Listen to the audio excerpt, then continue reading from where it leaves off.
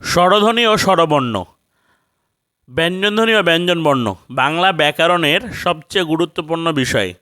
বাংলা ধ্বনিতত্ত্বের অন্যতম এক আলোচনার বিষয় হচ্ছে স্বরধ্বনি ও স্বরবর্ণ, ব্যঞ্জনধ্বনি ও ব্যঞ্জনবর্ণ। হ্যালো ভিউয়ার, আজকে আমরা এই দুই বিষয় নিয়ে আলোচনা করব। আশা করি ভিডিওটি ভালো লাগবে। চলুন শুরু করা যাক। স্বরধ্বনি ও স্বরবর্ণ, ফুসফুস থেকে আসা বাতাস মুখ ও নাক দিয়ে বেরিয়ে যাওয়ার সময় ধ্বনি উৎপন্ন হয়। এই বাতাস কখনো সরাসরি বেরিয়ে যায়, আবার কখনো কিছুটা বাধা পেয়ে বের হয়। এই পার্থক্য বিচারে ভাষার ধ্বনিগুলো দুই ভাগে ভাগ করা হয়, যথা স্বরধ্বনি ও ব্যঞ্জনধ্বনি। এই দুই ধরনের ধ্বনির লিখিত প্রতীক হল স্বরবর্ণ ও ব্যঞ্জনবর্ণ।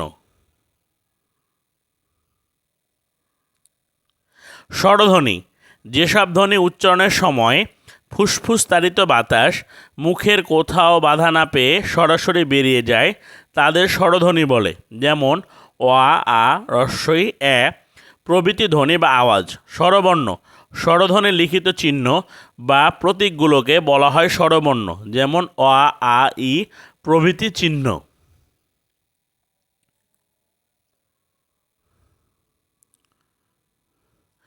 বাংলা ভাষায় মৌলিক স্বরধ্বনি আছে 7টি। এগুলো হলো অ, আ, ই, এ, ও, উ, এ। কিন্তু বাংলা বর্ণমালায় স্বরবর্ণের সংখ্যা 11টি। এগুলো হলো অ, আ, ই, দীর্ঘ ই, দীর্ঘ রি, এ, ওই, ও প্রভৃতি। লক্ষ্য করার বিষয় হলো দীর্ঘ ই, দীর্ঘ রি, ওই, ও 5টি স্বরবর্ণের ধ্বনিরূপ প্রমিত বাংলায় নেই। তবে এ ধ্বনিটি আমাদের উচ্চারণে থাকলেও বাংলা বর্ণমালা এর জন্য আলাদা কোনো প্রতীক নেই।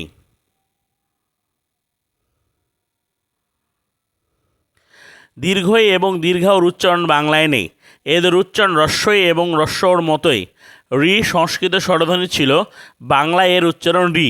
ওই এবং ও মৌলিক স্বরধ্বনি নয়, এরা আসলে দুটো করে মৌলিক স্বরধ্বনির যোগফল বা দ্বি স্বরধ্বনি, যেমন ও যোগ ই ওই, ও যোগ ও প্রভৃতি। বাংলা বর্ণমালায় কেবল এই দুটিকেই যৌগিক স্বরের প্রতীক আছে। ব্যঞ্জনধ্বনি ও ব্যঞ্জনবর্ণ, ব্যঞ্জনধ্বনি, যেসব ধ্বনি উচ্চারণের সময় ফুসফুস তাড়িত বাতাস বেরিয়ে যাওয়ার ক্ষেত্রে কোথাও না কোথাও বাধাপ্রাপ্ত হয় তাদের ব্যঞ্জনধ্বনি বলে, যেমন ক, খ, গ, ঘ প্রভৃতি। ব্যঞ্জনবর্ণ, ব্যঞ্জনধ্বনি লিখিত প্রতীক বা চিহ্নগুলো হলো ব্যঞ্জনবর্ণ, যেমন ক, খ, গ, ঙ প্রভৃতি।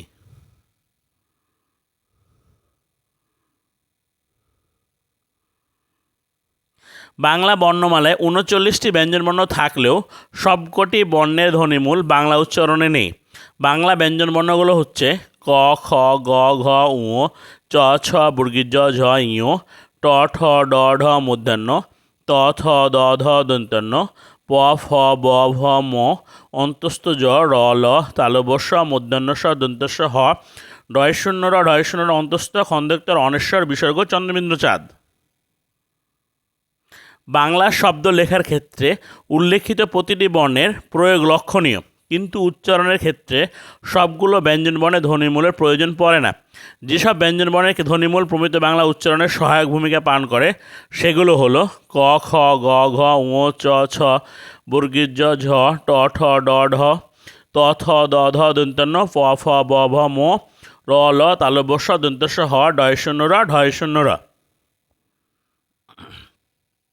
এখানে দেখা যাচ্ছে 39টি ব্যঞ্জনবর্ণের মধ্যে 30টি বর্ণের ধ্বনিমূল বাংলা উচ্চারণে সক্রিয়। এদের মৌলিক ব্যঞ্জনধ্বনি বলা হয় ইয়, মূর্ধন্য, অন্তস্থ জ, মূর্ধন্য স, অন্তস্থ খন্দেক্তর অনস্বর বিসর্গ চন্দ্রবিন্দু চাঁদ। এই 9টি বর্ণের ধ্বনিমূল বাংলা উচ্চারণে অনুপস্থিত। প্রমিত বাংলা ইয় এর স্বাধীন উচ্চারণে তা এখন দন্তন্য এরই একটি সহধ্বনি হিসাবে উচ্চারিত হয়। খণ্ডত্ব আসলে ত এরই বর্ণের রূপান্তর মাত্র। একক অন্তস্থ জয়ের সাথে বর্গীয় জয়ের উচ্চারণ অভিন্ন। মূর্ধন্য স তালব্য স হিসাবে উচ্চারিত যুক্তবর্ণ লেখার ক্ষেত্রে ধ্বনিমূল সংমলিত বর্ণগুলোর আকৃতি পরিবর্তন হয়, যেমন ক বক্স, ক যোগ দন্তস্ব, মুগ্ধ, গ যোগ ধ। উল্লেখ্য প্রমিত বাংলার রস্বৌ এ ও 4টি ব্যঞ্জনধ্বনির সদস্য হিসেবে গ্রহণ করা যায়।